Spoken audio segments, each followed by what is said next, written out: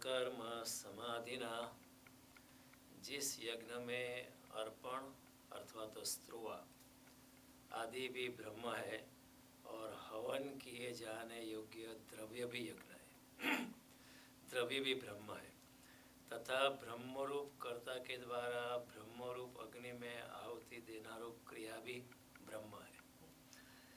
उस ब्रह्म कर्म में स्थित रहने वाले योगी द्वारा प्राप्त किए जाने योग्य फल भी ब्रह्म है। फिर से मैं उसको पढ़ता हूँ। ब्रह्मार्पणम ब्रह्म हवीर ब्रह्माग्नो ब्रह्मणाहुतम ब्रह्मेव तेन गंतव्यम ब्रह्म कर्म समाधिना। इस कर्मयोग के यज्ञ में अर्पण जो भी किया जाता है, स्त्रुवा आदि भी ब्रह्म है, हवन किए जाने योग्य द्रव्य भी ब्रह्म है, तथा ब्रह्मरूप कर्ता के द्वारा ब्रह्मरूप अग्नि में आहुति देना रूप क्रिया भी ब्रह्म है। उस ब्रह्म कर्म में स्थित रहने वाले योगी द्वारा प्राप्त किए जाने योग्य फल भी ब्रह्म ही है। कृष्ण कई बार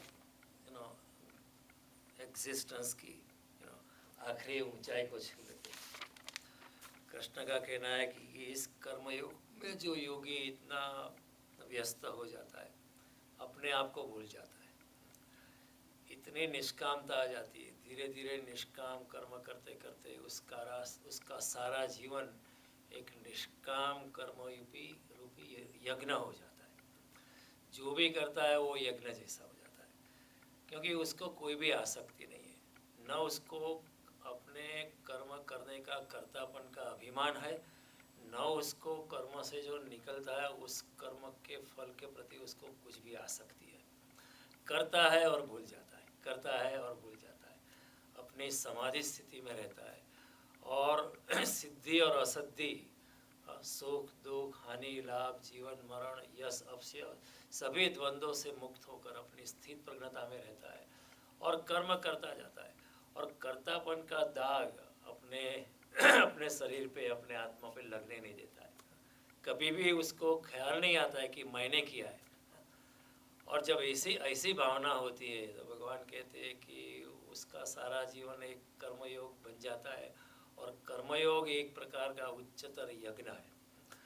और उस यज्ञ में जो डाला जाता है वो भी ब्रह्म है, जो द्रव्य है वो भी ब्रह्म है, जो कर्म किया जाता है वो भी ब्रह्म है, उस कर्म में जो फल निकलता है, निपजता है, वो भी ब्रह्म है। वो ऐसा निष्काम करने वाला कर्ता भी एक ब्रह्म स्वरूप है, उसके लिए सभी कुछ ब्रह्म है। यज्ञ का द्रव्य, स्त्रोवा, यज्ञ को करने वाला, यज्ञ का कर्म, यज्ञ से कर्म से निकलने वाला फल भी सभी कुछ ब्रह्म स्वरूप है। तो भगवान बड़ी गहन बात कहते कि कर्ता या कर्म या जो भी यज्ञ में बोला गया है, सुना गया है, साधन सामग्री सभी कुछ इस यज्ञ में, उस कर्मयोग के यज्ञ में ब्रह्म स्वरूप है।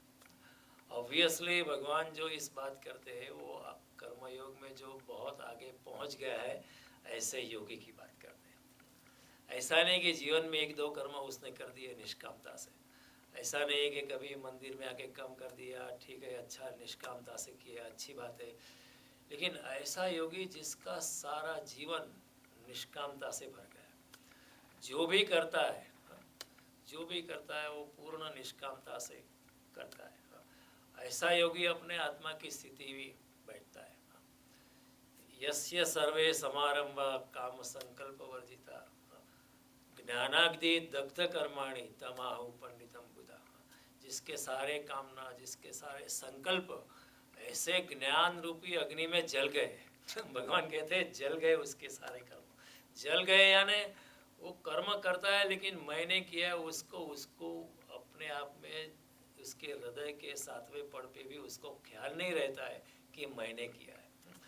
वो हमेशा ऐसा सोचता है कि जो भी किया जाता है वो मेरे शरीर के माध्यम से परमात्मा ही करता है, करने वाला मैं नहीं हूँ। ऐसा योगी मानता है कि नैव किंचित करोमीति युक्तो मन्यते तत्त्ववित् गुणा गुणेषु वर्तन्ति इति मत्वा न सज्जते। परमात्मा ने मुझको जिस प्रकार गुणानुधर्म दिए है जिस प्रकार के गुण मुझको दिए उसी प्रकार मेरे शरीर से कर्म होते हैं, उसमें मैं करने वाला कहाँ से पैदा हो गया? हो नहीं सकता। जो भी कर्म होता है वो भगवान ही करता है, मैं तो सिर्फ एक माध्यम हूँ। I am only a conduit to his overall wish. इस अस्तित्व की इस बड़ी जाल में मैं एक छोटा सा पुर्जा हूँ और मैं कर्म करते जाता हूँ और करने वाला मैं हूँ, ऐसा अहंकार उसको आता नहीं है। तो पूर्ण कर्मयोग की अवस्था में ऐसा योगी आ जाता है और भगवान कहते हैं कि जब ऐसा होता है वो इतना शून्य हो जाता है, वो इतना एगोलेस हो जाता है, वो इतना अनासक्ति से भर जाता है, वो इतना तादात्म्य रहित हो जाता है। He has no identification at all. देखो अहंकार की शुरुआत कहाँ से होती है? अहंकार तो वैसे होता ही नहीं। There is nothing like ego, but ego appears to be so, क्योंकि जब पहले आसक्ति होती है, आसक्ति के पीछे हमारा तादात्म्य होता है, आइडेंटिफिकेशन होता है। जैसे हम तो आत्मस्वरूप है, लेकिन हम मान लेते हैं कि मैं ये शरीर हूँ, तो वो शरीर के साथ आइडेंटिफिकेशन हो जाता है। जब मैं कहता हूँ मुझे भूख लगी है, तो मुझे कहना चाहिए कि मेरे शरीर को भूख लगी है ऐसा मुझे लगता है लेकिन I think my body and my inner self is the one thing, and therefore I से मुझे भूख लगी है सो मेरे शरीर के साथ इतना तादाद में बढ़ गया है, तो मेरे शरीर के साथ आइडेंटिफिकेशन हो जाता है। जब तादाद में होता है तो मेरे शरीर के साथ मेरी आसक्ति हो जाती है और फिर शरीर के साथ जो कुछ भी जुड़ा है उसके प्रति भी मेरी आसक्ति हो जाती है। मेरे शरीर के साथ मेरी डिग्री जुड़ी हुई है, मेरा एजुकेशन जुड़ा हुआ है, मेरा बैंक बैलेंस जुड़ा है, मेरा भाई जुड़ा है, मेरी पत्नी जुड़ी हुई है, मेरे जो भी संपत्ति है, मेरा जो भी नेटवर्क कनेक्शन है, everything is attached to my body. But the basic attachment to the body, identification with my body is the beginning of the ego. फिर मेरे शरीर का कोई अपमान करता है तो मुझे अच्छा नहीं लगता है because I have identified with my body. एक योगी के लिए उसका अपमान कोई करे तो भी उसको कोई फर्क नहीं है, उसका कोई मान करे सम्मान करे तो भी कोई फर्क नहीं है, क्योंकि he has not identified himself with the body. इसलिए योगी अहंकार रहित है। तो अहंकार का मूल आधार है आइडेंटिफिकेशन विथ योर बॉडी। जैसे सूरज की किरण सूरज से निकले और हमारे आंगन में प्रकाश डाले, दैनंदिन ऐसा करता रहे, सालों तक ऐसा करता रहे, फिर उस सूरज की किरण को ऐसा लगने लगे कि मैं ये आंगन हूँ, या ये मैं घर की दीवार हूँ, या मैं घर की खिड़की हूँ, और अपना ओरिजिनल स्वरूप भूल जाए कि मैं तो सूरज से निकली हूँ। उसी तरह हमारी आत्मा भूल जाती है। फिर ये शरीर में रह के आत्मा भी ऐसा मानने लगती है कि मैं ये शरीर हूँ। सूरज की किरण भूल जाती है, मैं मेरा स्तोत्र, I am originating from the sun. लेकिन अगर भूल जाए और मानने लगे कि ये मैं आंगन हूँ, ये मैं खिड़की हूँ, ये मैं दीवार हूँ और इस घर को मैं प्रकाशित करती हूँ, जब आइडेंटिफिकेशन आता है तो आसक्ति आती है, और जब आसक्ति आती है तो अहंकार की शुरुआत होती है। अगर मेरा आत्मा ये शरीर से जुड़ गया है तो फिर कोई मेरा अपमान करे तो मुझे अच्छा नहीं लगता है, क्योंकि मेरा आत्मा शरीर से जुड़ गया है। लेकिन मेरा आत्मा अगर जुड़ा ही नहीं है तो मुझे कोई फर्क नहीं पड़ता है, क्योंकि identification is the beginning of the ego. If there is no identification there is no ego. इसलिए अहंकार जैसी कोई चीज़ नहीं है। अहंकार की शुरुआत होती है जब हम अपने आप को शरीर के साथ जोड़ते हैं, तब जब शरीर के साथ आसक्ति और तादात्म्य और आइडेंटिफिकेशन शुरू होता है तब तक हमें कृष्ण की बात समझ में नहीं आती। कृष्ण कहते हैं वासांसि जीर्णानि यथा विहाय नवानि गृणानि नरोपराणि तथा शरीराणि विहाय जीर्णान अन्यानि संयाति नवानि देहि। जिस तरह एक वस्त्र पुराना हो जाता है तब हम नए वस्त्र को धारण करते हैं, उसी तरह जब शरीर पुराना हो जाता है तो आत्मा नया वस्त्र धारण करती है। तो भगवान कहते हैं तुम्हारा शरीर एक वस्त्र से ज़्यादा कुछ नहीं है। जब वस्त्र पुराना हो जाता है तो you are changing the T shirt but then we are identifying our selves with the T shirt so much then there is beginning of the attachment, beginning of the ahankar, ego की शुरुआत होती है।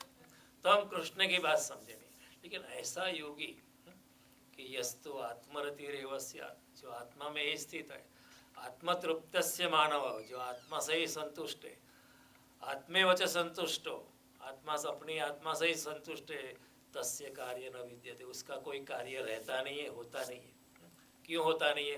क्योंकि वो करता है, कार्य तो करता रहता है, ऐसा नहीं कि वो बैठे रहता है, निरंतर करता रहता है, कुछ न कुछ योगी करता ही रहता है, लेकिन अपने आप को उस कर्म के साथ जोड़ता नहीं है, कर्म के फल के साथ जोड़ता नहीं है।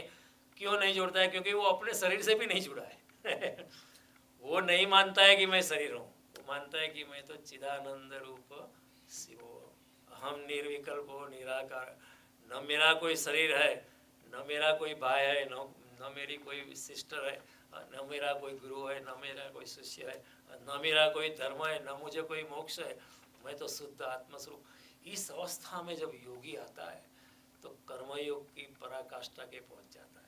तो भगवान कहते हैं जब ऐसा होता है तो योगी मुझको ही प्राप्त हो जाता है, क्योंकि जब वो नहीं है, जब वो शून्य हो जाता है तो पूर्ण परमात्मा उसमें भर जाता है।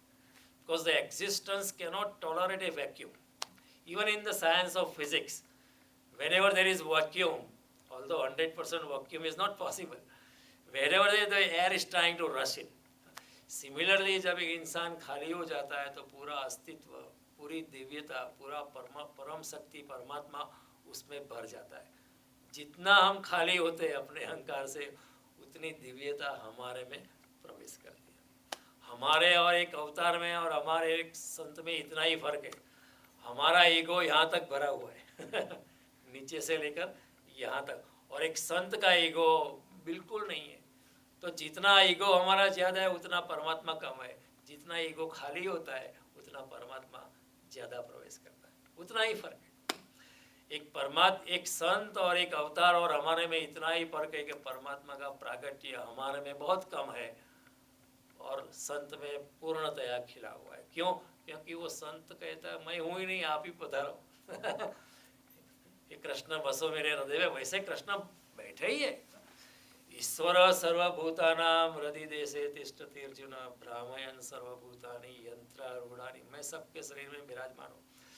लेकिन हमने अपने आप कोशिश करके उसको दबा दिया है। हम कहते चुप मरो don't try to proclaim yourself, I am the one लेकिन संत कहता है कि मैं कुछ नहीं, आप ही हो, इस शरीर में परमात्मा ही विराजमान है।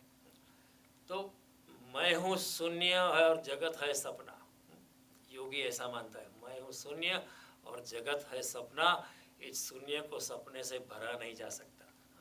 फिर कितनी चीज़ों से हम अपने आप को भर दे, जगत की चीज़ों से, मान से, धन से, संपत्ति से, सुंदर स्त्री या पुरुष से, किसी और को नहीं, हम अपने आप को ही धोखा दे रहे हैं, क्योंकि फिर भी हम खाली ही रह जाते हैं। इतनी भागा दौड़ी के बाद भी हम खाली ही है, तो किसी और को धोखा नहीं है, मैं ही अब खुद ही धोखा खा जाता है। हमारी समझदारी ही हमारी फांसी बन जाती है। तो भगवान कहते हैं कि इस अवस्था में जो योगी आ गया है, कि जो करता तो है लेकिन कर्मयोग को ठीक तरह से समझ गया है और कर्मयोग के यज्ञ में इतना प्रवृत्त है, दिन रात कर्म करता रहता है लेकिन मैंने किया है उसकी वो सपने में भी उसको ख्याल नहीं है कि मैंने किया है। हमको तो बहुत ख्याल होता है ना, छोटा सा भी काम करते हैं हमने इतना काम किया है, इतना काम किया, और जो काम हमने नहीं किया है उसकी भी हम क्रेडिट लेते हैं। किसी और ने किया है वो भी हम अपने आप क्रेडिट लेना चाहते हैं तो हमने जो हम में कर्तापन इतना प्रगाढ़ है, लेकिन एक संत में कर्तापन बिल्कुल नहीं है। ऐसा जब होता है तो भगवान कहते हैं कि वो इंसान ब्रह्म स्वरूप हो जाता है। फिर जो करता है, जो भी कर्म करता है वो भी ब्रह्म है, कर्म से जो फल निकलता है वो भी ब्रह्म है, जो यज्ञ में वो डालता है, साधन सामग्री का उपयोग करता है वो भी कर्म है। तो भगवान यहाँ एनालॉजी देता है, जब हम यज्ञ करते हैं, अग्नि जलाते हैं, तो भगवान के ऐसा कर्मयोग की योग में जब इंसान प्रविष्ट होता है तो कर्मयोग भी एक यज्ञ बन जाता है। तो कर्मयोग की अग्नि भी ब्रह्म स्वरूप है कर्मयोग में जो साधन संपत्ति जुटाता है, जो द्रव्य हवन द्रव्य डालते हैं हम, राइस वगैरह डालते हैं, तो वो भी ब्रह्म है। भगवान कहते हैं जो यज्ञ करवाता है, मंत्रोच्चार करता है वो पंडित भी ब्रह्म है, और यज्ञ से जो फल निकलता है वो भी ब्रह्म है। सब कुछ ब्रह्म है, चारों ओर ब्रह्म है। लेकिन कृष्ण की ये भगवान कहते हैं कि उसके लिए, इस ऐसे योगी के लिए सभी कुछ ब्रह्म है, जड़ कहो या चेतन या खुद उसका स्वरूप, सभी कुछ ब्रह्म है। लेकिन ये बात हमें पता नहीं चलती है, क्योंकि जब तक मेरा ईगो है तब तक ये कृष्ण की बात हमें समझ में नहीं आएगी। भगवान कहते हैं ऐसे योगी के लिए चारों ओर ब्रह्म का अनुभव होता है, लेकिन हमें तो कुछ अनुभव ही नहीं होता है, क्योंकि हमें एक कुर्सी कुर्सी नजर आती है, ब्रह्म स्वरूप नहीं नजर आती है। हमारा खुद का भाई अपने को सिर्फ एक व्यक्ति नजर आता है, कोई ब्रह्म स्वरूप उसमें दिखाई नहीं पड़ता है।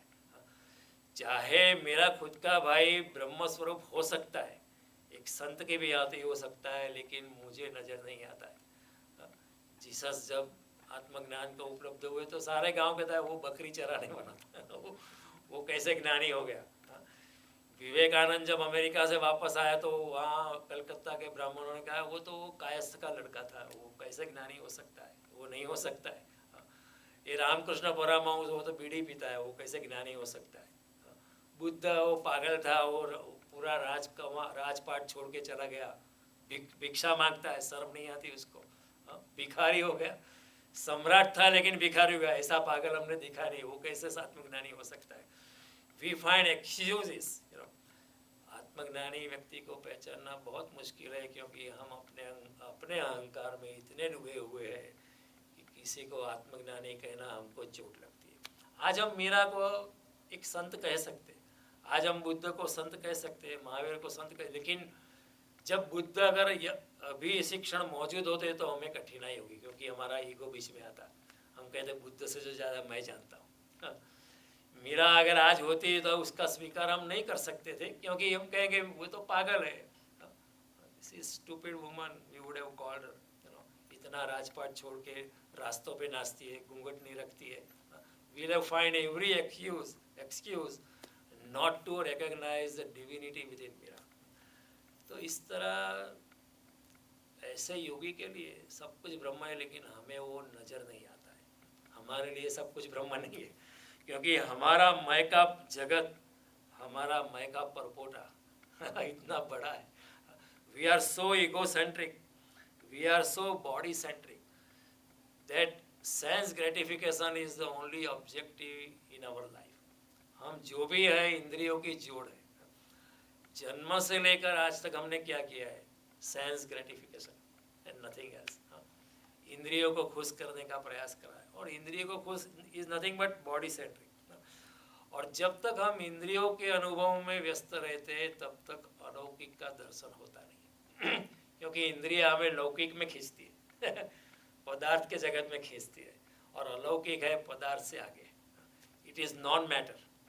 और इंद्रिया हमें, शरीर जो हमें है पदार्थ में, संसार में खींचती है, और जो इंद्रियातीत अनुभव जो है वो तो अलौकिक है, संसार से परे। इसलिए बिकॉज क्योंकि हम इंद्रियानुगामी है, हमें ब्रह्म कृष्ण की ये जो बात है समझ में नहीं आती, क्योंकि हम ब्रह्म के प्रति अंधा है। और जिसके प्रति हम अंधे हैं वो हमें दिखाई नहीं पड़ता है जिसके प्रति हम अंधे हैं वो हमें दिखाई नहीं पड़ता है, पता ही नहीं चलेगा। तो अहंकार जो है हमारा, वो ब्रह्म को देखने के लिए बीच में अंधापन है। वैसे तो ब्रह्म चारों ओर है, चारों ओर ब्रह्म व्याप्त है, लेकिन हमारा अहंकार is a barrier. It's a membrane through which we are not able to see. भगवान कहते हैं कि जो योगी इतना निष्काम कर्म के यज्ञ में प्रविष्ट हो चुका है, उसके लिए वे द्रव्य, होमने की क्रिया, यज्ञ का कर्म, सभी कुछ उसके लिए ब्रह्म है। लेकिन हमारे लिए हमारे मैं का विस्तार ही हमें नजर आता है, और मेरे का अहंकार इतना बड़ा है कि कृष्ण की ये जो बात है हमें व्यर्थ मालूम पड़ती है, हमें पता ही नहीं चलता है, क्योंकि हमारा अहंकार का एक्सटेंशन इतना बड़ा है कि हमें पता ही नहीं चलता है।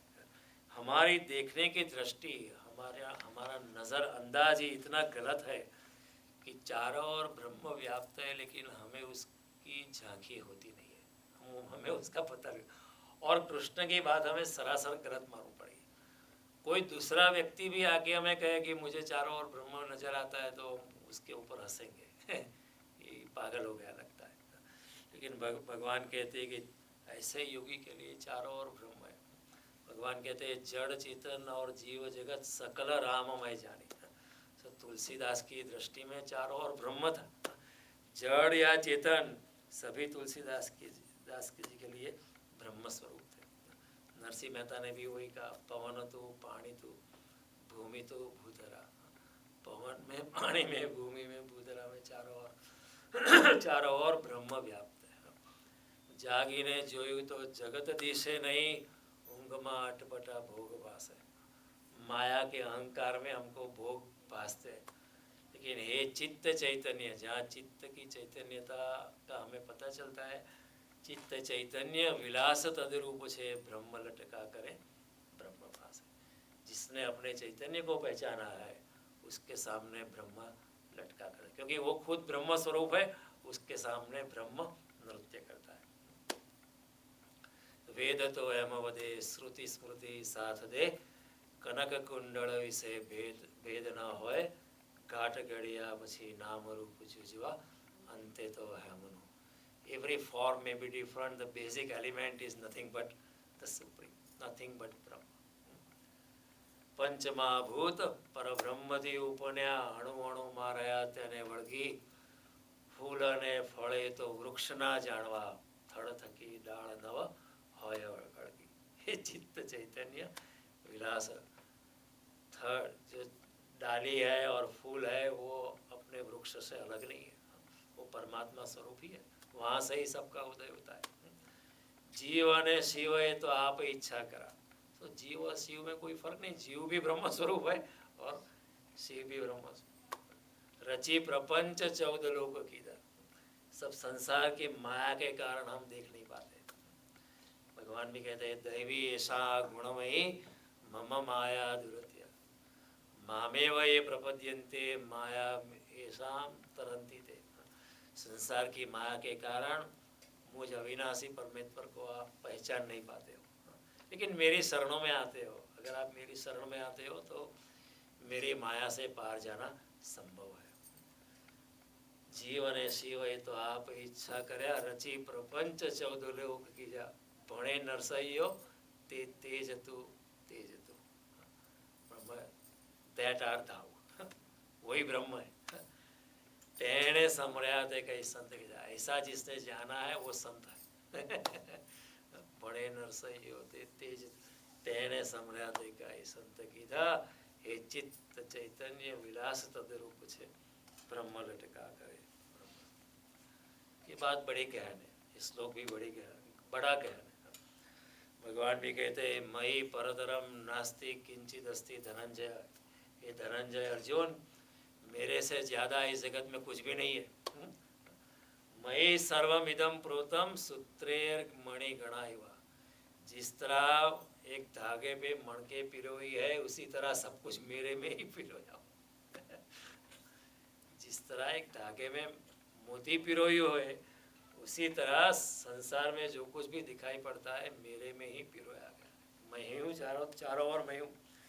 नान्तोस्ते मम दिव्यानाम विभूतिनाम च परम तप, मेरे दिव्य स्वरूप का कोई अंत नहीं है, चारों ओर मैं ही व्याप्त हूँ।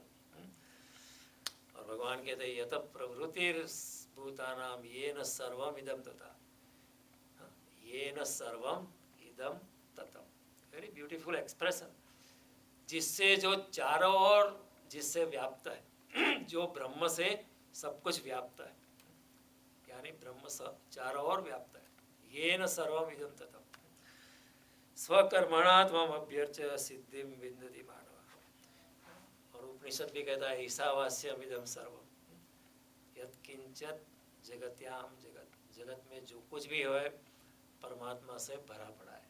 तो भगवान यही कहते हैं ब्रह्मार्पणम ब्रह्म हवीर ब्रह्मग्नो ब्रह्मणाहुतम ब्रह्मैव तेन गंतव्यम ब्रह्म कर्म समाधिना। ऐसे योगी के लिए जो निष्काम कर्म के यज्ञ में पूर्णतया डूबा हुआ है, अपने आप को भी भूल गया है, जिसकी सारी जिंदगी निष्काम कर्म का एक यज्ञ बन चुकी है, उसके लिए कर्म का फल, कर्तापन, कर्म का साधन सभी कुछ ब्रह्म स्वरूप है। वो खुद ब्रह्म है और कर्म के फल से जो भी निपजता है कर्म के प्रयास से जो भी फल की उत्पत्ति होती है वो सारा सब कुछ ब्रह्म स्वरूप है। कृष्ण की ये जो बात है बड़ी बड़ी बड़ी गहन बात है। लेकिन अहंकार जब तक मौजूद है तो ये सिर्फ संभावना ही रहती है। जब तक अहंकार नहीं गिर जाता है तब तक ये संभावना जो है वास्तविकता नहीं बनती। जब तक मैं अपने अहंकार से भरा पड़ा हूँ तब तक मुझे चारों ओर ब्रह्म की अनुभूति होना असंभव है। ये संभावना सिर्फ संभावना रह जाती है। और ये जो ब्रह्म का अनुभव है केवल अभ्यास से प्राप्त नहीं होता है। कई लोग कहते हैं चारों ओर देखने का प्रयास करो, सभी कुछ ब्रह्म है। एक सन्यासी था, वो 30 साल से प्रयास करता था कि कुर्सी में भी ब्रह्म है, वो देखने का अभ्यास करता था, लेकिन अभ्यास से नहीं होता है। जब तक अहंकार गिर नहीं जाता है तब तक ब्रह्म का अनुभव होता नहीं है। अभ्यास से तो उल्टा ऐसा होता है कि वो थोड़ा अहंकार, देखो मुझे ब्रह्म का अनुभव होने लगा है। फिर ऐसा एक सन्यासी एक योगी को मिला कि उसको कहा कि मुझे चारों ओर ब्रह्म दिखाई पड़ता है, मैंने 30 साल अभ्यास किया है। तो योगी ने कहा कि 2-3 दिन आप ऐसा अभ्यास करो कि कहीं भी ब्रह्म दिखाई नहीं पड़ता है, ऐसा अभ्यास करो, रिवर्स इट। तो ही ट्राई टू रिवर्स इट। तो पूरा 30 साल की जो साधना थी वो चली गई। उसने, आपने क्या कहा, मेरी 30 साल की साधना चली गई। तो उसने, योगी ने कहा कि अगर 30 साल की साधना अगर सच्ची होती तो वो जा नहीं सकती, वो चली गई। उसका मतलब ये है कि आपका अभ्यास से वो प्राप्त नहीं है, ये प्रयास से प्राप्त नहीं होता है। जब आपका अहंकार गिर जाता है तभी होता है। हालांकि आप अभ्यास ज़्यादा करते हो तो आपका अहंकार और बड़ा हो जाता है कि देखो मैंने अभ्यास किया है, तो मैंने अभ्यास किया है तो मैं का कर्तापन खड़ा हो जाता है। देखो दुनियावी चीज़ों में कर्तापन का अभिमान तो होता है कि मैंने ये किया, मैंने ये मकान बनवाया, मैंने इतनी डिग्री हासिल की, मैं डॉक्टर बन गया, मैं इंजीनियर, ये तो अहंकार होता है। लेकिन आध्यात्मिक जगत में अहंकार और बड़ा होता है। मैंने इतना डोनेशन किया है, उसका अहंकार $1,00,000 डोनेशन का अहंकार $1,00,000 अर्निंग से भी ज़्यादा होता है। मैं अगर कुछ मंदिर में करता हूँ तो मेरा अहंकार बढ़ जाता है। मुझे अगर गीता कंठस्थ है तो अच्छी बात है, बुरी बात नहीं, लेकिन कंठस्थ है ऐसा बताने में मेरा अहंकार और भी बढ़ जाता है। उससे तो किसी और का, मैं डॉक्टर बन गया, उसका अहंकार छोटा होता है। कई बार दिव्यता का अहंकार, आध्यात्मिकता का अहंकार बहुत बड़ा भारी हो जाता है और उससे क्रोध भी बड़ा। इसलिए हमने देखा है कई बड़े साधु होते थे, श्राप दे देते थे। श्राप देते थे, उसका कारण यही था कि उनको अपने ज्ञान का बड़ा अहंकार था। नहीं तो श्राप क्यों देगा? कोई योगी किसी को श्राप नहीं देता है। आप उसका कितना भी अपमान करो फिर भी वो श्राप कभी नहीं देगा, आपका भला ही चाहेगा। जो अपकार पे भी उपकार करता है उसका नाम है साधु। उपकार पे उपकार करे वो सज्जन है, उपकार पे भी अपकार करे उसका नाम है दुर्जन, लेकिन अपकार पे भी उपकार करे उसका नाम है साधु। ये फर्क है। तो कहने का तात्पर्य है कि ब्रह्म का अनुभव अभ्यास से प्राप्त नहीं होता है। आप प्रयत्न करते रहो कि चारों ओर ब्रह्म देखने लगेंगे, प्रयास से कुछ होता नहीं। जब तक मेरा अहंकार है, जब तक मेरा तादात्म्य है, जब तक मेरी संसार की चीज़ों के प्रति आसक्ति मौजूद है, जब तक मेरा आइडेंटिफिकेशन है, जब तक ये मैं मानता हूँ कि ये मैं शरीर हूँ, तब तक ये ब्रह्म का अनुभव होना असंभव है, हो नहीं सकता। कोई कितनी भी क्रेडिट ले, कोई भी कितना भी अपने आप को भड़काए रखे, कुछ होता नहीं है। लेकिन जब अहंकार गिर जाता है, जब अहंकार का विसर्जन होता है और जब परमात्मा के प्रति शरणागति की भावना होती है, तब परमात्मा की कृपा होती है। तो परमात्मा की कृपा से, परमात्मा के प्रसाद से चारों ओर ब्रह्म की अनुभूति होती है। ऐसा नहीं कि ब्रह्म दिखाई पड़ता है क्योंकि ब्रह्म तो निरंजन है, निराकार है, वो दिखाई नहीं पड़ता है, उसकी अनुभूति होती है। उसे आप आँख से नहीं देखते लेकिन अंतर चक्षु से देखते हैं। उसे आप 2 आँख से नहीं देखते लेकिन तीसरी आँख से देखते हैं, और तीसरी आँख अंदर है। तीसरी आँख नहीं, प्रज्ञा चक्षु, जिसको हम शिव नेत्र कहते हैं। आप अपने प्रज्ञा चक्षु से उसका अनुभव करते हैं। तो ब्रह्म का अनुभव केवल प्रयास से प्राप्त, it cannot be super imposed. ब्रह्म आरोपित नहीं हो सकता है, वो केवल अपने, जब हम बिल्कुल निर्माल्य हो जाते, बिल्कुल हम शून्यता को प्राप्त होते हैं, जब मैं अपनी ज्योति, मेरी ज्योति बुझ जाती है और परमात्मा की ज्योति ही चलती है मेरे अंदर, तभी ब्रह्म का अनुभव होने लगता है। जब तक मैं अपना अहंकार लिए घूमता हूँ तब तक परमात्मा का अनुभव नहीं होता है ना। मिसाल के तौर पर एक घड़ा है, उसमें भी पानी है, और घड़ा समझो नदी में तैर रहा है। जब तक वो मिट्टी की परत अलग ना हो जाए तब तक वो घड़े का पानी नदी के पानी के साथ मिल नहीं सकता। जब तक हमारे घड़े की भी मिट्टी की परत, अहंकार की परत विलीन नहीं होती, तब तक हमारा पानी परमात्मा के पानी के साथ मिलता नहीं है। जब वो घड़ा फूट जाता है, मिट्टी की परत, जो मिट्टी का छोटा सा लेयर है वो टूट जाता है। कहना चाहिए हमारा जो अहंकार का लेयर, हमारे अहंकार का जो अहंकार की छोटी सी दीवार, जब वो गिर जाती है तो हमारा पानी भी परमात्मा के महासागर में मिल जाता है। तब हमें वो उस महासागर का अनुभव होता है। जब घड़े के पानी नदी के पानी के साथ मिल जाता है, तब घड़े के पानी को भी लगता है कि मैं भी नदी का पानी हूँ, मैं भी सागर स्वरूप हूँ। उसी तरह जब मेरी चेतना परमात्मा के साथ मिल जाती है मेरे अहंकार के टूटने के कारण, तभी मुझे लगता है कि अरे मेरी चेतना भी परमात्मा स्वरूप ही है, उसमें कोई फर्क नहीं है। तो ऐसे योगी के लिए जिसका अहंकार पूर्णतया गिर गया है, ऐसे योगी के लिए उसको ब्रह्म का अनुभव होने लगता है। फिर उसका अनुभव होता है वासुदेव सर्वमिति स महात्मा सदुर्लभ। सभी कुछ वासुदेव स्वरूप है, ऐसा जानने वाला, ऐसा अनुभव करने वाला योगी बहुत दुर्लभ है। कृष्ण कहते हैं 1 in a million, हजारों में एक कहते थे, अभी तो मिलियन में एक कहना पड़ेगा ना, बिलियन में कोई एक कहना पड़ेगा। अगर इस पृथ्वी पे 7 बिलियन पीपल है तो हार्डली मे बी 7% में भी सॉर्ट ऑफ एनलाइटन पीपल, बहुत कम होते हैं। तो भगवान कहते हैं कि जब तक अहंकार है, जब तक आपका अहंकार का पर्दा है, अहंकार की छोटी सी लकीर है, दीवार है, वाल्व है, पर्दा है, मेम्ब्रेन है, तब तक हमें ब्रह्म का अनुभव नहीं होता। लेकिन जब ब्रह्म का अनुभव होता है तब बात ही कुछ और हो जाती है। उसकी दृष्टि, उसका नज़रअंदाज ही बदल जाता है। हम ऐसा कहते हैं कि कण कण में राम है, हम कहते हैं हर स्वर में बसे है राम, हम कहते हैं सब कुछ राम है। लेकिन जिसको ब्रह्म का अनुभव हुआ है वो ऐसा नहीं कहता है कि कण कण में राम है, वो ऐसा नहीं कहता है, वो कहता है कण कण ही राम है। See the difference. हम कहते हैं कण कण में राम है, जो कुछ भी चीज़ है उसमें राम है, वो कहता है जो चीज़ है वही राम है। कण कण में राम ऐसा नहीं, कण कण ही राम है। हम कहते हैं हर स्वर में बसे है राम, लेकिन ऐसा योगी का हर स्वर ही राम है। राम के बिना वो स्वर निकलेगा ही नहीं। This is a cardinal difference, this is a fundamental. और डिफरेंस बहुत छोटा लगता है लेकिन बहुत बड़ा है। हम कहते हैं कण कण में राम है, सभी कुछ में राम है, ऐसा योगी के सब कुछ ही राम है। ऐसे योगी के लिए सब कुछ, अस्तित्व और ब्रह्म एक ही चीज हो जाती है। अस्तित्व अलग नहीं है और ब्रह्म अलग नहीं है, जो कुछ भी है वो राम है। फिर वो उसको पूछेंगे ईश्वर है, वो लोग पूछते हैं ईश्वर है, वो कहेगा जो है वो ईश्वर ही है। See the difference. सी कई लोग पूछते डज गॉड एग्जिस्ट।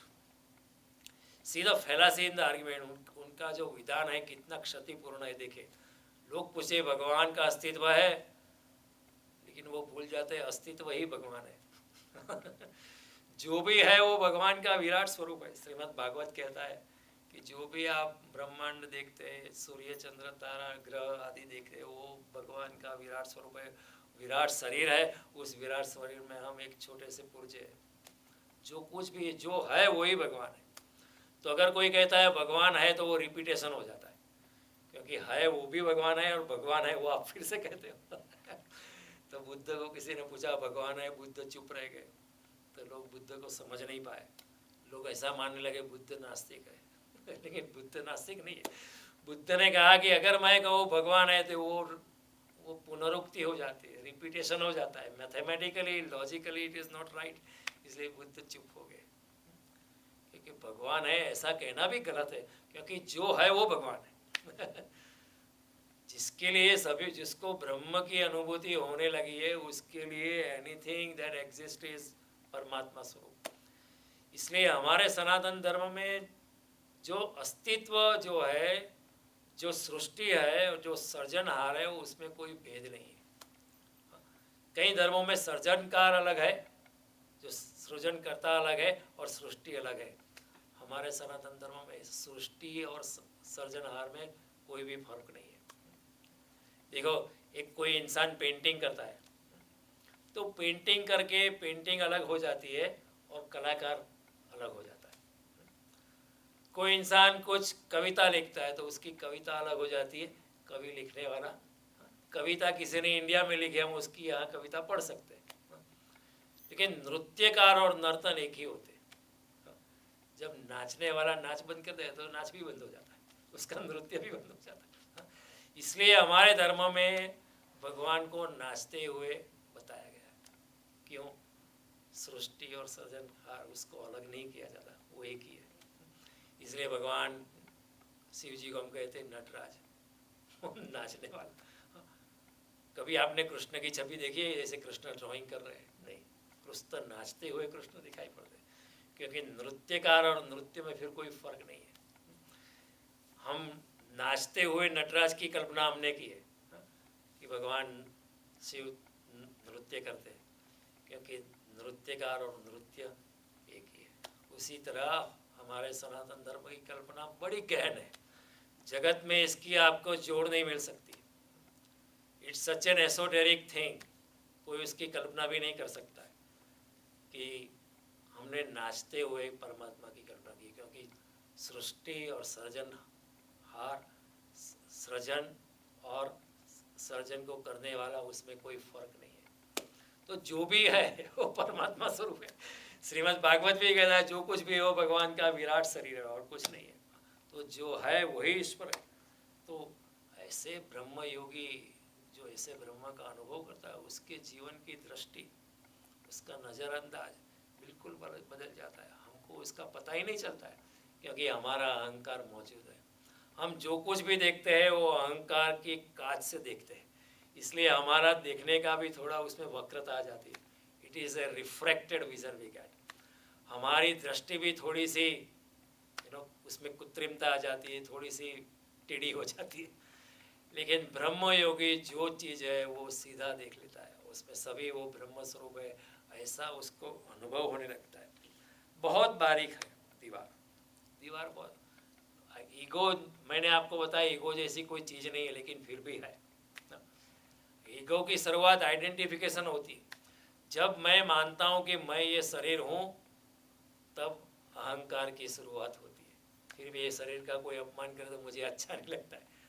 मेरी अगर प्रॉपर्टी है, जो मेरे शरीर, उस प्रॉपर्टी को कोई डैमेज करता है तो मेरे अहंकार को ही पीड़ा होती है, मेरे अहंकार को चोट लगती है।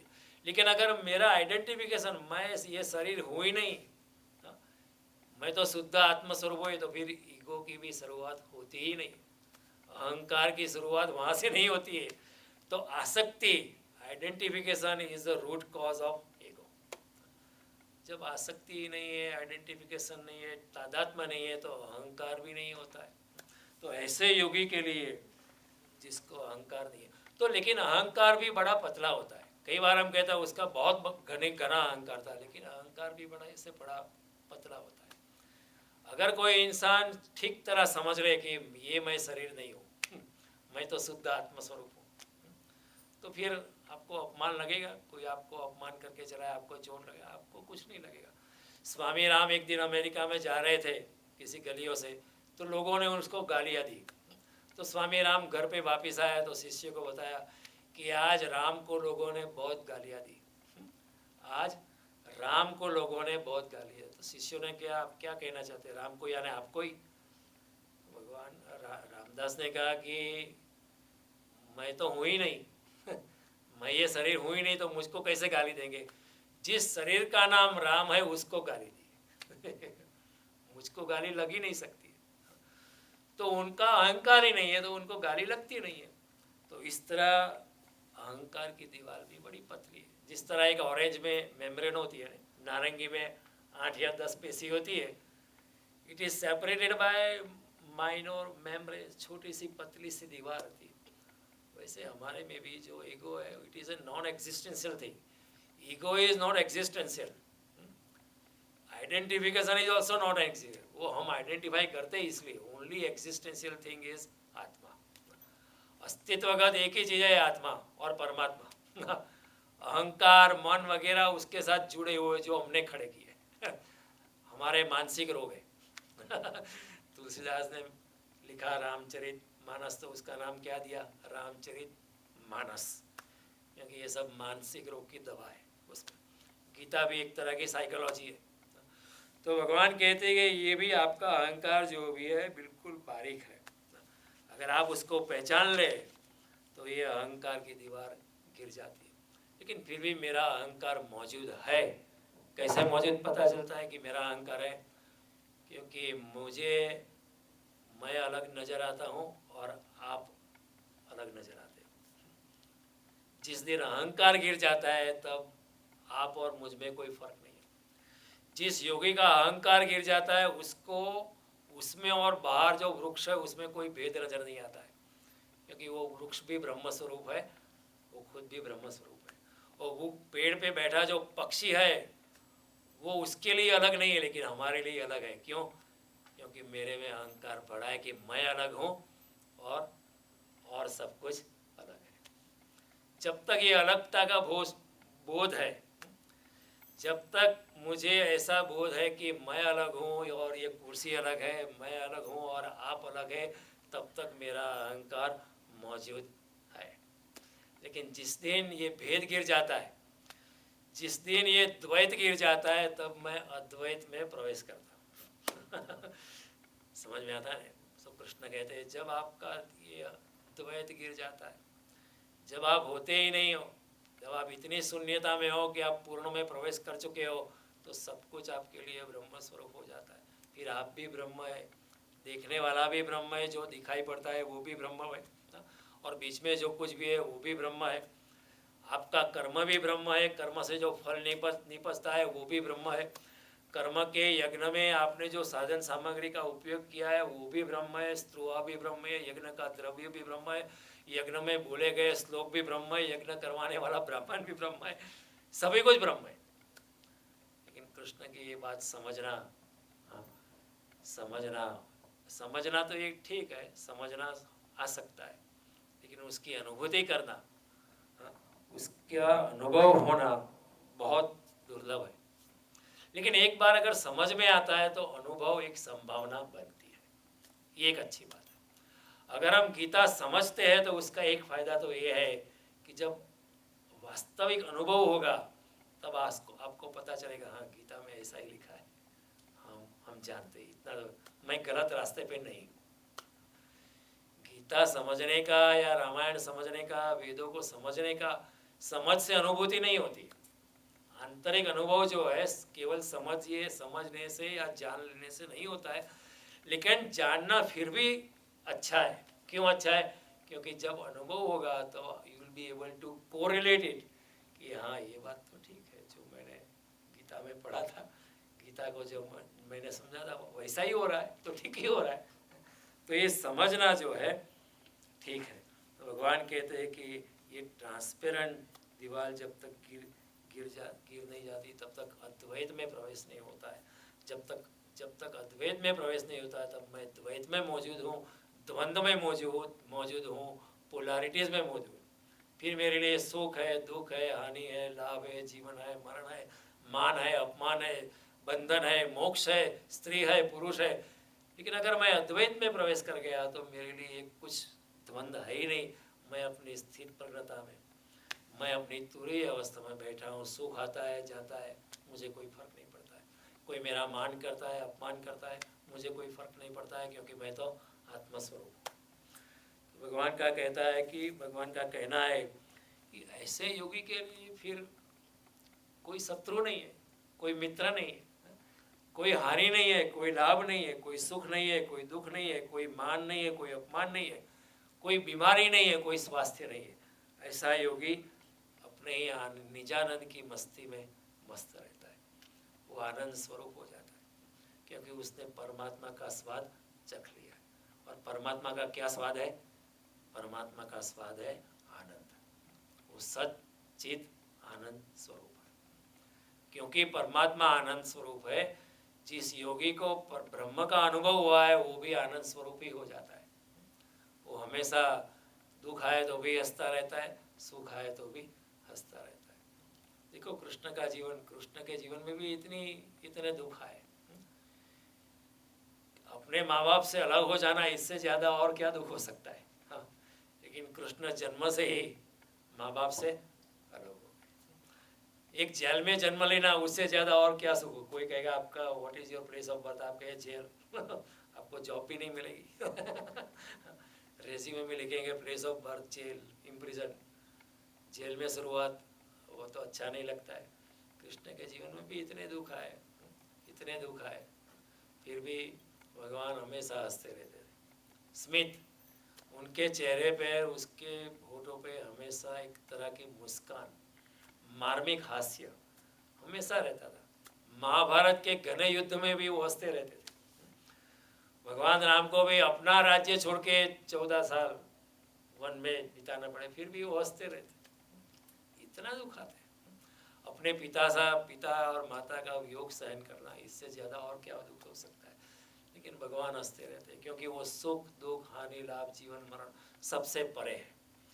They transcend beyond the polarities of life, सब द्वंद्व से परे हो जाते हैं। जब ऐसा होता है तो भगवान कहते हैं सारा अस्तित्व एक ब्रह्म का विस्तार हो जाता है, सभी कुछ ब्रह्म हो जाता है। चारों ओर ब्रह्म, जड़ चेतन और जीव जगत सकल राम में जाने, अणुए अणुमा व्यापी रही छे मधुरी मुरली तारी सभी कुछ मैं तुम्हारे दर्शन कर सकता हूँ, तुम्हारा संगीत, तुम्हारी मुरली का आस्वाद में ले सकता हूँ, और तुम्हारी रासलीला का मैं दर्शन कर सकता हूँ यहाँ बैठे बैठे। सब कुछ संभव है। For a yogi like that he can repeat Krishna की रासलीला जब 5000 साल पहले हुई, उसको वो रिपीट कर सकता है। उसमें क्या बड़ी, आप कैसेट रिवाइंड करके देख सकते हैं, तो योगी वो भी रिवाइंड कर सकता है, उसमें समय का व्यवधान होता नहीं। There is no barrier of time and space for a yogi like that, he can reiterate the whole thing, it is a piece of cake for him. तो ऐसे योगी के लिए फिर द्वंद्व नहीं होता है, सब कुछ छूट जाता है, और अंदर एक एकात्मकता होती है, वननेस होती है, स्थित प्रज्ञता होती है। और जिसके अंदर एकात्मकता होती है उसके बाहर भी एकात्मकता होती है। जिसके अंदर सब कुछ टूटा हुआ है, द्वंद्व होता है, उसके लिए बाहर भी द्वंद्व होता है। अगर मेरे हृदय में चोर है तो सारी दुनिया मुझे चोर नजर आती है सब चोर है मैं कहूँगा। कोई अगर मुझे अच्छी भी बात कहे तो मुझे थोड़ा डाउट आएगा, बिल्कुल कुछ ना कुछ उसमें प्लान है, is trying to cheat me, ऐसा मुझे लगेगा। कुछ प्लान लेके आया है, मुझे चकमा दे के जाएगा, ऐसा मुझे लगता है। एक फकीर था, वो ऐसे रात को अपने घर में बैठा था, अचानक उसके घर में चोर आया। चोर को मालूम नहीं ये फकीर का घर है, तो फकीर ने कहा thank you for coming to my house, because now I can also claim कि मेरे घर में भी चोर आते हैं, क्योंकि चोर तो अमीर के घर में ही आते हैं ना कोई गरीब के घर में चोर आते नहीं, तो जिसके घर में चोर नहीं आते वो गरीब है, और जिसके घर में चोर आते हैं वो अमीर है। तो फकीर ने कहा अभी मैं भी बोल सकता हूँ मेरे घर में भी चोर आते हैं, तो आप आए मेरे घर में, बहुत अच्छी बात है, अब मेरी भी इज्जत बढ़ जाएगी, मेरे घर में भी चोर आते हैं, लेकिन मेरे पास कुछ भी नहीं है। तो चोर ने कहा कि हाँ आपके पास तो कुछ भी नहीं है, लेकिन बाहर बहुत ठंडी है, एक कंबल मुझे दे दो। और तो फकीर ने कहा हाँ बिल्कुल तेरी बात सही है, कंबल लेके जा, बाहर बहुत ठंडी है और मैं तो झोपड़े में हूँ, मुझे इतनी कम ठंडी लगेगी, आपको ठंडी ज़्यादा, क्योंकि आपको जाना है बाहर चोरी करके, आप ये कंबल लेके जाओ। तो चोर चोरी करके निकला, कंबल लेके चला गया, फिर पकड़ा गया तो पुलिस ने कंबल के साथ पकड़ा, और सारे गांव को पता था कि एक कंबल तो फकीर का है, तो कोर्ट ने उसको जेल में डाल दिया। तो जब जेल में डाला तो उसको फकीर को बुलाया, तुम्हारा क्या कहना है? तो कहा कि नहीं नहीं, वो तो लेना नहीं चाहता था कम्बल, मैंने ज़बरदस्ती दिया था। ये चोर चोर नहीं है तो सज्जन आदमी है, ये तो सज्जन है। मैं ये कम्बल लेना नहीं चाहता लेकिन मैंने ज़बरदस्ती दिया, उसको जेल में मत डालो। लेकिन कोर्ट ने सोचा ये तो फ़कीर जो है सबसे बड़ा पुण्यात्मा है, ये चोरी करता ही होगा, तो उसको जेल में डाल ही दिया। वो जेल से निकला वो चोर, वो फ़कीर का शिष्य हो गया। अगर हमारे हृदय में फ़कीरी है, हमारे हृदय में अगर दिव्यता है, तो चोर भी हमें सज्जन नजर आता है। और अगर हमारे हृदय में अगर चोर बैठा है तो बाहर की सारी दुनिया चोर नजर आती है। तो भीतर अगर द्वंद्व है तो बाहर भी द्वंद्व नजर आता है। भीतर अगर एकात्मकता है तो बाहर ब्रह्म नजर आता है। समझ में आती है? भीतर अगर अहंकार शून्यता है तो बाहर पूर्णता परमात्मा ही नजर आता है। भीतर अगर मेरा अभिमान है तो सब कुछ अलग नजर आता है। अयम निज परो वेति गणना लघु चेतसा उदार चरिता नाम तो वसुधैव कुटुम्बकम। ये मेरा है और उसका है, ये थिंकिंग किसकी है? जिसकी लघु चेतसा, जिसकी दृष्टि बहुत चिटकोसी होती है, छोटी छोटी चीज़ में भी इनकाउंटर होता है ना। तुम ये लेके गए, वो लेके गए, घर में कोई मेहमान आया तो वॉच करता रहता है कितनी रोटी खाता है। एक मेहमान खा रहा है तो रोटी, तो उसने ज़्यादा रोटी देने का औपचारिक प्रयास किया, लो और एक रोटी दो, नहीं नहीं नहीं, पेट भर गया, बहुत खा लिया ना, और इतनी रोटी, मैं 4 रोटी खा गया। तो वो बोला कि गिनती कौन कर रहा है? आपने 5 ही खाई है। गिनती तो कर रहा है, गिनती कौन कर रहा है? आपने 5 ही रोटी खाई है, इसलिए गिनती तो कर ही रहा है कि 5 रोटी खा गया, कब रुकेगा? छोटा हृदय होता है ना, तो उसको ऐसा ही चोरी नजर आता है। लेकिन जिसका उदार चरित्र है उसके लिए वसुधैव कुटुम्बकम, सारी पृथ्वी, सारा अस्तित्व उसके लिए एक फैमिली है। मेरा ही फैमिली है, मेरा ही ब्रह्म है। फिर उसको खाने में भी ब्रह्म का आस्वाद होता है। कई लोग अन्न का अनादर करते हैं कि नहीं नहीं मेरा उपवास है, मैं नहीं खाता, मैं तुम्हारे घर नहीं खा सकता हूँ कि आप पवित्र नहीं है ना? मेरा उपवास चल रहा है, आप लोग अच्छे नहीं हो, आपके घर में ये होता है, भगवान की पूजा नहीं होती, मैं खाना नहीं खा सकता हूँ। लेकिन योगी ऐसा नहीं करेगा, वो कहेगा कि ठीक है, मैं भगवान को अर्पण करके भोजन करूँगा तो सभी कुछ पवित्र ही हो जाएगा। ब्रह्मार्पणम करके खाना लूँगा तो सभी कुछ पवित्र हो जाएगा। और अन्नम ब्रह्म, अन्न में भी ब्रह्म है। ये मौसम्बी का आस्वाद में जो ले रहा हूँ वो आस्वाद भी ब्रह्म का ही एक स्वरूप है। ये सेफ्रॉन मैंगो मैं खा रहा हूँ, केसर कैरी खा रहा हूँ, उसका जो अच्छा आस्वाद है वो भी ब्रह्म का ही आस्वाद है। इसलिए कि अन्न का अनादर मत करो। अन्नम ब्रह्म रसो वैसा, जो कुछ भी रस है वो भी ब्रह्म स्वरूप ही है। ये दृष्टि ऐसे योगी को मिलती है जिसके अंदर से द्वंद्व गिर गया। मैं अलग नहीं हूँ, मैं ऊंचा नहीं हूँ, नीचा नहीं हूँ, मैं सभी के लिए प्यार है। जिसके दिल में प्यार का झरना फूटा हुआ है, सभी के लिए प्रेम है, आदर है, उसके ऐसे योगी के लिए सब कुछ ब्रह्म हो जाता है। तो जब तक द्वंद्व नहीं गिरता, जब तक अहंकार नहीं गिरता, तब तक क्या होता है कि हमारा डिवीज़न बनना है। भीतर द्वंद्व है तो बाहर भी द्वंद्व है। सिमियोन वेल नाम की एक लेखिका थी, वो फिर अध्यात्म में चली गई। जब तक उसको माइग्रेन था, she was suffering from migraine, headache, severe headache, तब तक उसको दुनिया में भगवान जैसा है ऐसा लगता ही नहीं था। लेकिन जब माइग्रेन चला गया तब उसको लगा कि दुनिया बड़ी दिव्यता से भरी है, चारों ओर ब्रह्म व्याप्त है। फिर उसने एक किताब लिखी, फ्रॉम ग्रेविटेशन टू ग्रेस। पहले मैं पृथ्वी के गुरुत्वाकर्षण से खींची जा रही थी, अभी मैं परमात्मा की कृपा से ऊपर खींची जा रही हूँ। From gravitation of the earth to grace of, अभी परमात्मा मुझे ऊपर खींचता है। अगर हमारे हृदय में आनंद है तो चारों ओर आनंद है। अगर हमारे हृदय में पीड़ा है, व्यग्रता है, किसी के प्रति द्वेष है, स्पर्धा है, ईर्ष्या है, जलन है, तो फिर दुख ही दुख है। इंसान अपने आप ही दुख होता है। तो भगवान का ये कहना है कि ऐसे योगी के लिए जिसका द्वंद्व गिर गया, शरीर गिर गया, अहंकार गिर गया, और जो द्वंद्वातीत अवस्था में आके बैठ गया, निरहंकारी हो गया, उसके लिए सब कुछ ब्रह्म हो जाता है। फिर वो जन्मता है तो वो नहीं जन्मता है, ब्रह्म जन्म लेता है। वो मरता है तो वो नहीं मरता है, ब्रह्म मरता है। वो उठता है तो वो नहीं उठता है, ब्रह्म उठता है। वो बैठता है तो ब्रह्म वो नहीं उठता है, ब्रह्म बैठता है। वो खाता है तो वो नहीं खाता है, ब्रह्म खाता है। वो सोता है तो वो नहीं सोता है, ब्रह्म सोता है। वो जागता है तो वो नहीं जागता है, ब्रह्म जागता है। That's why Arjuna is asking a question. स्थित प्रज्ञस्य का भाषा समाधिधस्य केशव स्थित किम प्रभाषित किम आसित ब्रजेद क्रीम। हे कृष्ण, ऐसा योगी किस तरह उठता है, किस तरह बैठता है। हमें लगेगा उसमें क्या है, जैसे सभी बैठते हैं वैसे बैठते हैं, जैसे सभी उठते हैं वैसे ही बुद्ध उठते हैं, वैसे ही कृष्ण उठते हैं। लेकिन फिर भी फर्क होता है। एक गुरु, एक अवतार, एक बुद्ध, एक महावीर, एक जीसस, एक कृष्ण, एक कपिल, एक कणाद, एक कबीर, इन लोगों के उठने और बैठने में भी ब्रह्म ही गति लेता है।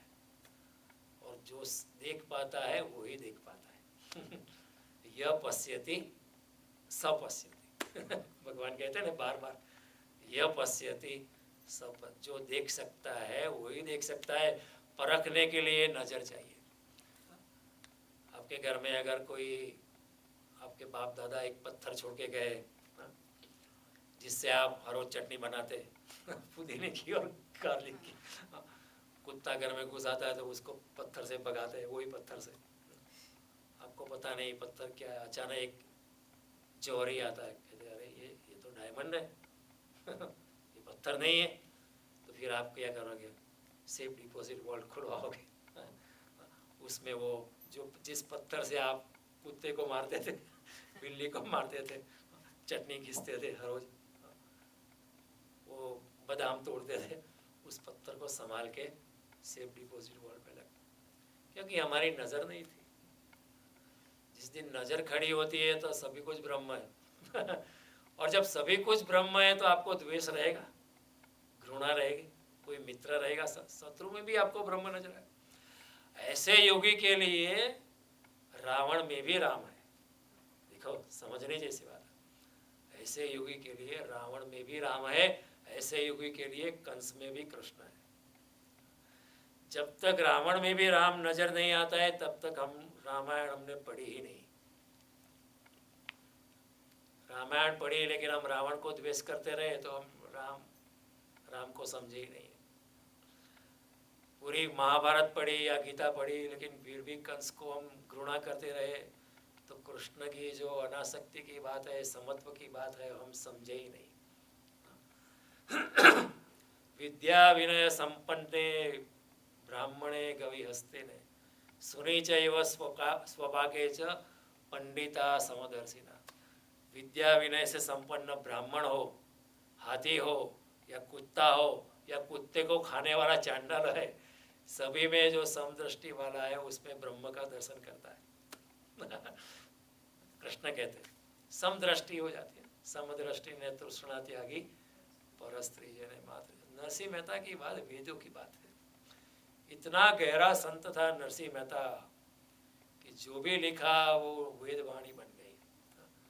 वेदों का लिखने का प्रयास नहीं किया, अपने अंतरात्मा से जो निकला वो लिखा। तो नरसिंह की वाणी उपनिषद की वाणी है। बहुत बहुत गहन संत था, संतों का संत था नरसिंह। नहीं तो ऐसी वाणी निकल नहीं सकती है, ऐसी भाषा का प्रयोग ही नहीं हो सकता था। तो भगवान कहते हैं कि ऐसे योगी के लिए सब कुछ ब्रह्म है और फिर ब्रह्म के कर्म में वो समाधिष्ट हो जाता है। तो कृष्ण का कहना है कि फिर सभी कर्म ब्रह्म हो जाते हैं। 5 मिनट और दूंगा, इस तो काफ़ी गहन है। मैं आशा करता हूँ आपको भी मज़ा आ रहा है, आनंद आ रहा है। भगवान कहता है सभी कुछ ब्रह्म हो जाता है, फिर सभी कुछ जो भी कर्म होता है वो भी कर्म ब्रह्म हो जाता है। फिर कर्म ही समाधि हो जाती है। जो भी कर्म होता है वो भी समाधि हो जाती है, क्योंकि फिर सभी कुछ अगर ब्रह्म है, कोई चिंता नहीं है, कोई भय नहीं, फिर आनंद ही आनंद है। अपनी मस्ती में फकीर की मौज। हम कहते हैं ना फकीर की मौज, क्या फिक्र है। अगर उम्र फानी है और मौत आनी है और एक तो फिर एक न एक दिन ये मृत्यु का हंगामा हुआ ही रखा है, फिर डरना कैसा। अगर दुनिया फानी है, अगर मौत आनी ही है, तो एक न एक दिन ये हंगामा हुआ ही रखा है, तो फिर डरना कैसा? एक न एक दिन मैं जयदेव जानी मरने वाला हूँ, तो फिर डरता क्यों है? ये हंगामा होने वाला है। एक दिन जरा हंगामा होगा, 2 दिन कुछ लोग याद करेंगे, मेरे रिश्तेदार 1 साल तक याद करेंगे। 1 साल के ज़्यादा कोई किसी को याद नहीं करता, सब अपने माँ बाप को भी भूल जाते हैं। कई लोग तो गाली भी देते हैं कि मेरे पिता ने ऐसा किया था, लेकिन ऐसा नहीं करना चाहिए था। ही लेफ्ट सो मच डेप्ट ऑन मी, मर तो गए मार तो गए।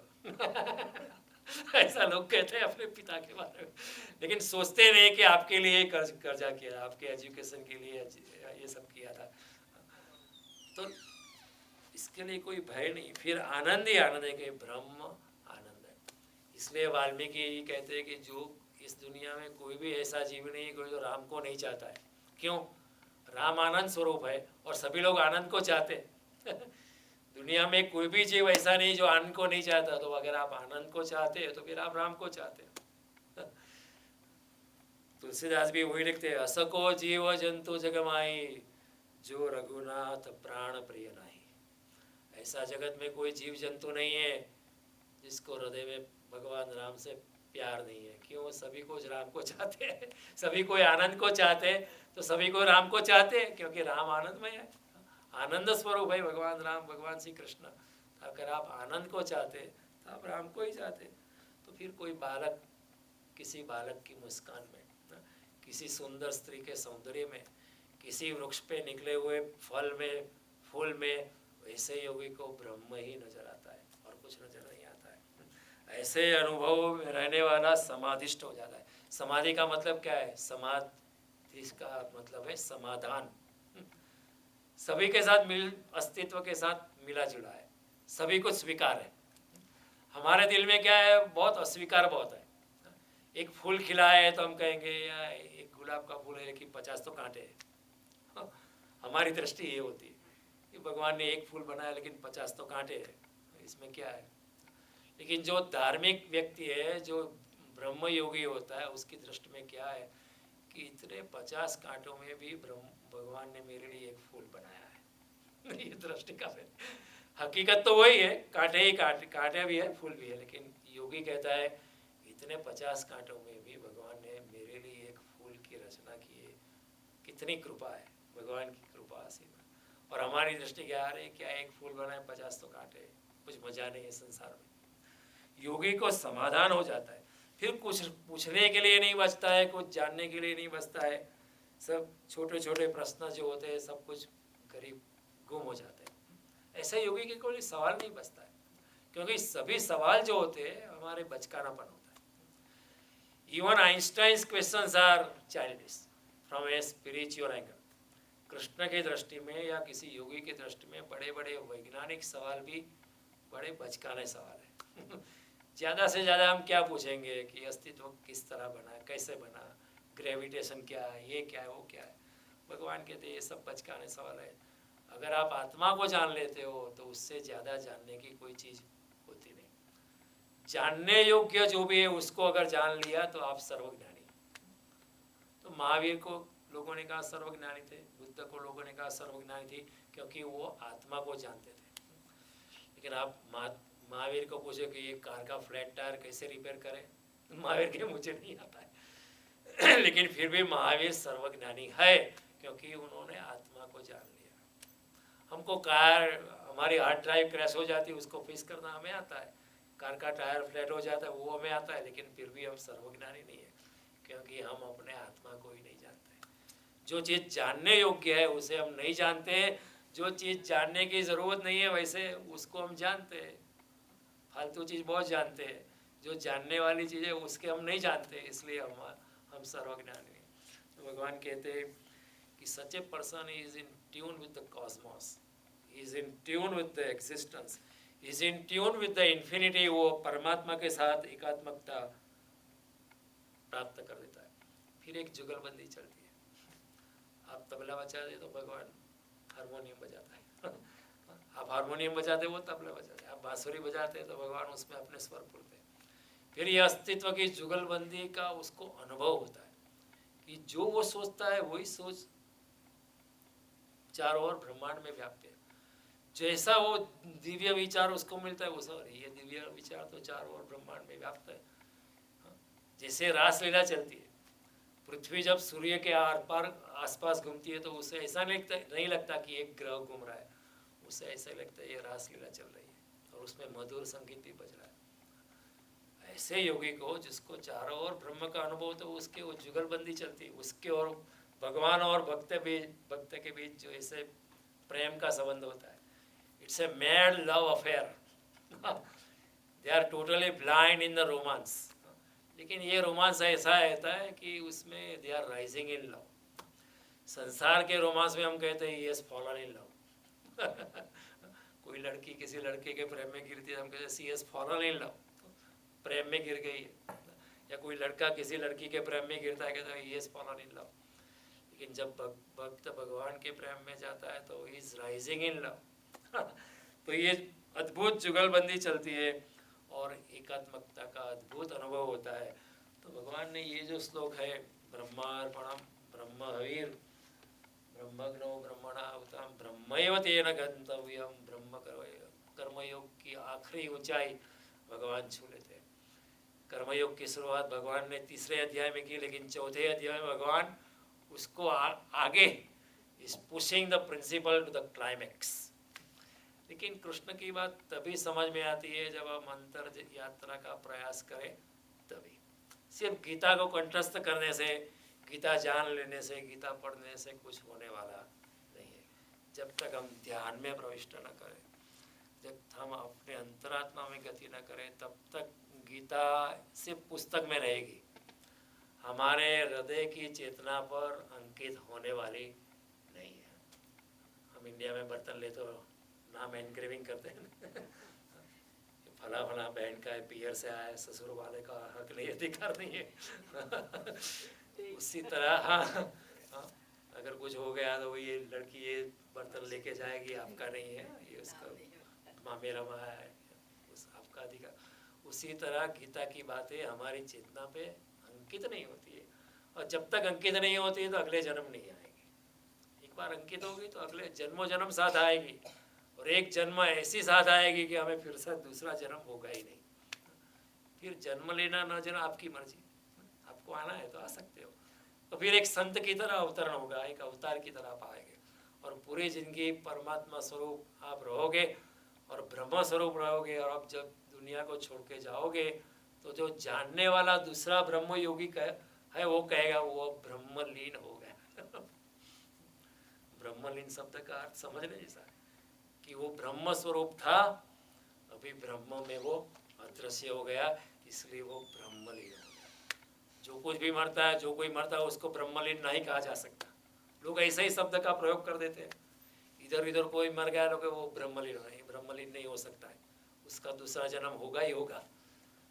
लेकिन जब ब्रह्म योगी मरता है तब वो ब्रह्मलीन हो, क्योंकि ब्रह्म में था ही, अब ब्रह्म में चला गया, कोई फर्क नहीं है। उसके लिए जीना है हमारा, अभी एक्सप्रेस था, अभी अनएक्सप्रेस हो गया। तो कृष्ण की ये बात मैंने आपको समझाने का प्रयास किया है। कोई भी व्यक्ति उसको पूर्णतया समझा नहीं सकता है। जब तक आपका आत्मज्ञान नहीं है तब तक आप उसको समझा नहीं सकते। कृष्ण की ये गहन बात है। लेकिन मैंने भगवान के चरणों में मेरा अभिमान समर्पित करके आपको समझाने का प्रयास किया है, और अगले मंगलवार को फिर हम अपनी गीता की पवित्र यात्रा